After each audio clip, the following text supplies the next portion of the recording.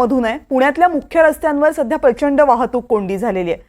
नदीपात्रांमधले रस्ते पुलांवरून पाणी जात असल्यामुळे बंद आहेत, त्यामुळे पुणे शहरातल्या मुख्य रस्त्यांवर सध्या ट्रॅफिक जॅम आहे। जंगली महाराज रोड आणि फर्ग्युसन कॉलेज रोडवर वाहनांच्या सध्या प्रचंड मोठ्या रांगा लागल्यात आणि या रिमझिम पावसात पुणेकरांचे मात्र हाल होत आहेत। रेवती हिंगवे आपल्या प्रतिनिधी आता आपल्या सोबत आहेत या संदर्भात आणखी माहिती देण्यासाठी।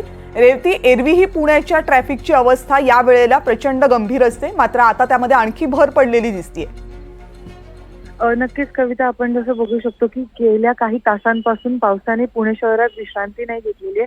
त्यामुळे खडकवासला धरण हे पूर्ण भरलेला असल्यामुळे तिकडनं मोठा विसर्ग पाण्याचा होतोय आणि त्याचमुळे जे पेठांमधले मुख्य रस्ते आहेत जे शहराला जोडतात ते पूर्णपैकी वाहतुकीसाठी बंद करण्यात आलेले आहेत आणि त्याचमुळे जे मुख्य रस्ते आहेत ते पूर्णपैकी ट्रॅफिक जॅम आहे।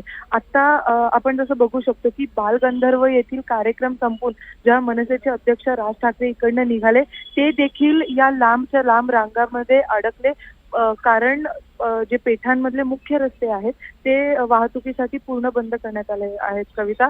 आणि ही परिस्थिती अशी गंभीरही पुढे होऊ शकते जर पावसाने विश्रांती घेतली नाही आणि विसर्ग कमी करण्यात आला नाही तर।